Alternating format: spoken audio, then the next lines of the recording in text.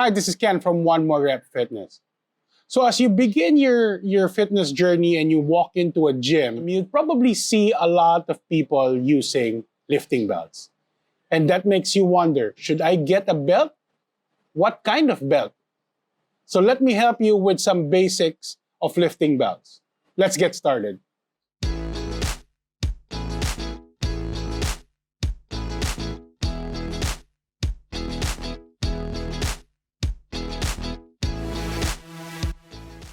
First, we have to understand, how do lifting belts work? So a lifting belt is different from a safety belt that you will see people in construction site, warehouse, or any other similar workplace. So a safety belt, if you think about it, they have metal brackets at the back of the belt, so that when the wearer puts them on, it prevents them from hyperextending, meaning their back doesn't extend too much. So the metal bracket is what prevents any injuries from hyperextension. So people presume that a lifting belt works the same way, but it's not really how a lifting belt works. A lifting belt is for your core, meaning it's for your abs and not directly for your back. Okay, so let me explain. I know people are probably wondering, I thought lifting belts are there to support your back. Yes, it does. So how does it work? So when you put on a belt, your core muscles have something to push against. So when it pushes against the belt, it increases the intra-abdominal pressure. The increased pressure will help stabilize your spine and prevent it from having injuries. Okay, so it's not necessarily for hyperextension. That's not what a belt does. The belt, first and foremost, is to increase the pressure brought about by having your core muscles push on something, and that increased pressure is what prevents injury. So if you think about it, if you're going to flex your biceps, so if you flex your biceps are going to get hard. But if you're going to have something, when you flex it and you have something to push against it, actually the muscles of your biceps are going to get even harder. So that's how your abs were going to work when using a belt. So when should you invest in a belt, or when should you start wearing a belt? If you're very new to lifting, I suggest to holding off on your purchase. You first want to learn how to brace, meaning how do you engage that core muscle. So how do you know if your core is activated when you're lifting? So it's easy. It's that feeling when someone is going to punch you in the stomach and then you contract. That's the feeling of an activated core. So if you can do that at will, then you can now utilize a belt, because that is the pressure that we want to increase. I hear a lot of people advocating that don't use a belt because the belt is going to actually make your core weaker. Now, if you don't know how to use the belt properly, then of course, it's like I said at the start, don't hold off your purchase until you know how to engage. But if you don't know how to engage your core and you start using a belt, so the tightness that you are feeling, it's not actually your core being tight, it's just the belt being tight. So this way, I understand how people presume that if you use a belt, it's actually going to make your core weaker. But if you know how to engage already your core using a belt, meaning you're adding resistance now to your core muscles, and we know if you add any resistance to a muscle, it will get stronger. So using a belt properly is actually going to help increase your core tightness or your core muscle strength. Okay, so it's not really true that using a belt is going to make your core weaker. It's just that if you don't know how to use this and depend on it in terms of as a safety rather than knowing how to properly use it, then I see the point of a belt making your core weaker by using a belt. So remember, don't use a belt if you don't know how to activate your core yet. So that's the very first thing that you want to make sure you know. Once you know how to engage your core, no? And then just use your stomach, just use your hand on your core area, and try to press on it, and then activate your core muscle, and that's how the belt should feel, or that's how a belt will feel, having something that you press against. Another thing is when you're a competitor in terms of lifting, powerlifting, weightlifting, if in the competition you are planning to use a belt, so the more you should be training with the belt. You don't want to be training without a belt and then decide on the competition itself you're going to use a belt. That's not, your body is not going to be ready for the belt. So I do suggest if you're training for competition and part of the competition is you going to use a belt, so might as well get yourself used to using a belt from the training. One warning though, if you have high blood pressure, please consult with your doctor first before using a belt. Any increase in pressure there will also increase your blood pressure. So just make sure we don't want people having any medical issues when using a belt. So please consult with your doctor if you do have high blood pressure before actually starting to use a belt. So on what exercises should you be using a belt? So because I see people using belts and they don't remove it. When they enter the gym, they'll put on the belt and then for their whole workout, they don't remove it. But the most effective use of a belt is when you're working out and doing complex exercises. Complex like the squat, the bench, the deadlift, the overhead press, what else? The barbell rows. So things that actually requires you to engage your core. So meaning you want to make sure you're tight. So the belt will actually help with those exercises. But if you're doing isolated exercise like bicep curls, tricep extension, calf raises, you don't need the belt because for one, those are isolated work. Your core is not part of the exercise. So I do suggest if you're not doing those complex exercises that actually require core stabilization or core engagement, don't use the belt. Honestly, if you're going to put on the belt and you're going to wear it during the whole workout, your belt will get soaked with sweat, and that's not going to be good when it comes to the durability of your belt. So if you see some of the power lifters or the weight lifters, when they do work out, after every set, they actually remove it and they only put it on when they're doing their next set.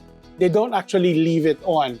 Besides it getting soaked in sweat, the belt, if you remove the belt, you can actually help you breathe better. It'll give you a better rest for your next set than if you have the belt on and having something restrict your breathing. So now, what belt should you get? So this is a decision now that you have to make based on the type of lifting that you do. So from One More Rep, we actually specialize in powerlifting belts. And recently, we actually came out with a nice tapered premium belt too. But let's see. So a powerlifter, of course, will want a powerlifting belt. A powerlifting belt, this is a prong powerlifting belt from One More Rep. This is a 13 millimeter version. Powerlifting belts come in either 13 or 10. This is the thickness of the belt. This one, the thickness. So this is a 13.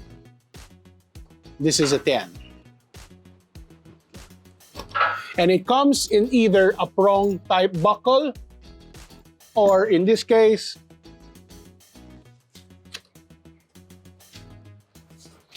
a quick release lever type.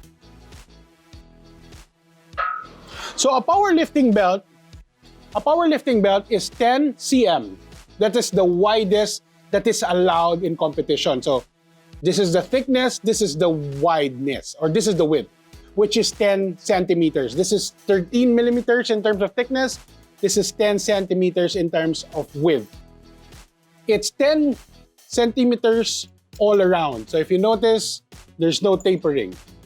This will guarantee maximum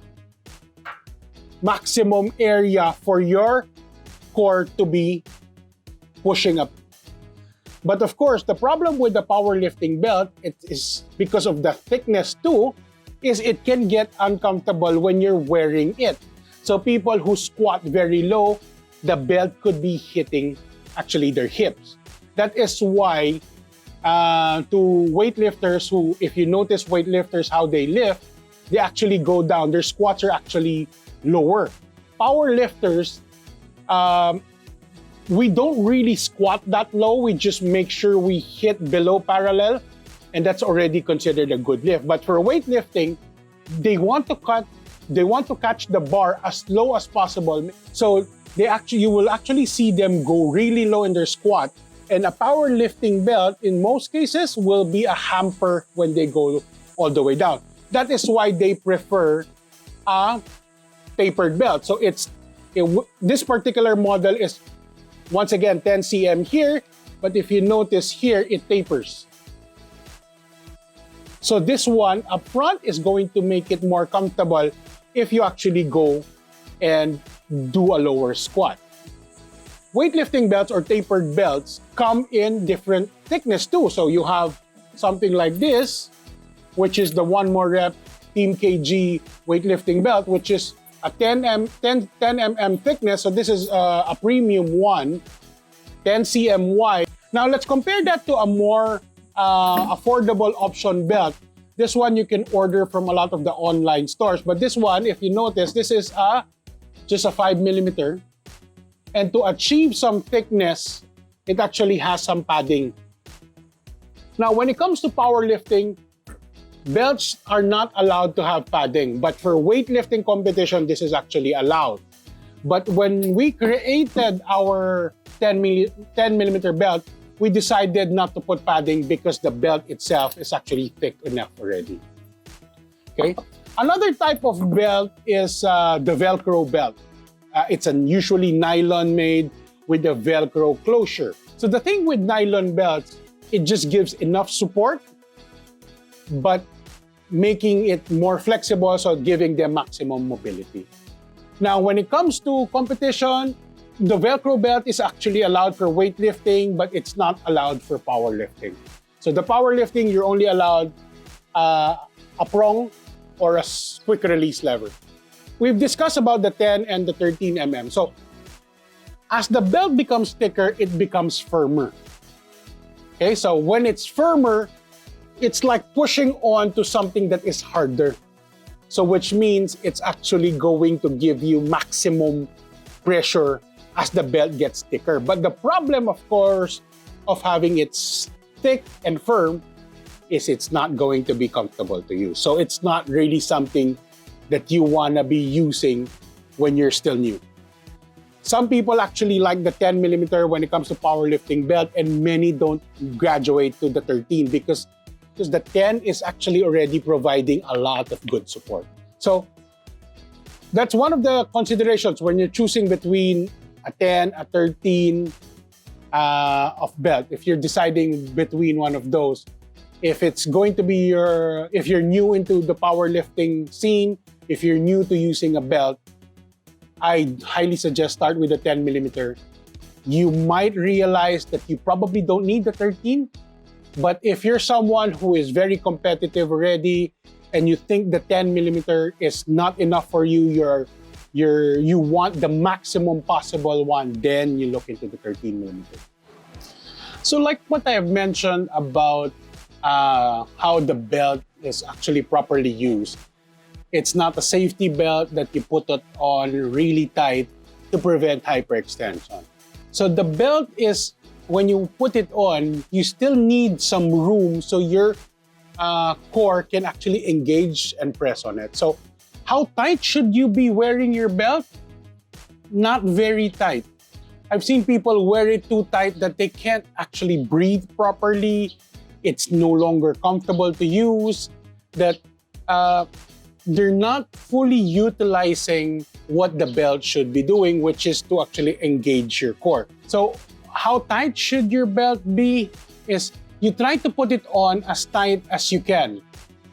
Okay? So from there, you just back down one hole, and that should be your correct measurement. So when you're wearing the belt, you should be able to put a finger or two on your belt, and not, because if it's too tight, you probably won't be able to insert your finger between your abs and your belt. You want to make sure you can insert at least one or two fingers there. But if you can insert your whole hand, then that's too loose. Because of that correct measurement, you can now get big air. Inhale, contract your abs, and then push against the belt. If it's too tight, you won't be able to get enough air to actually push on that belt. I hope I was able to help you on deciding what belt to get and if you actually need the belt one right now. So if you're ready to order any of our belts, feel free to get in touch with us through our Facebook or Instagram. I'll put our link below in the description. Bye. Thanks.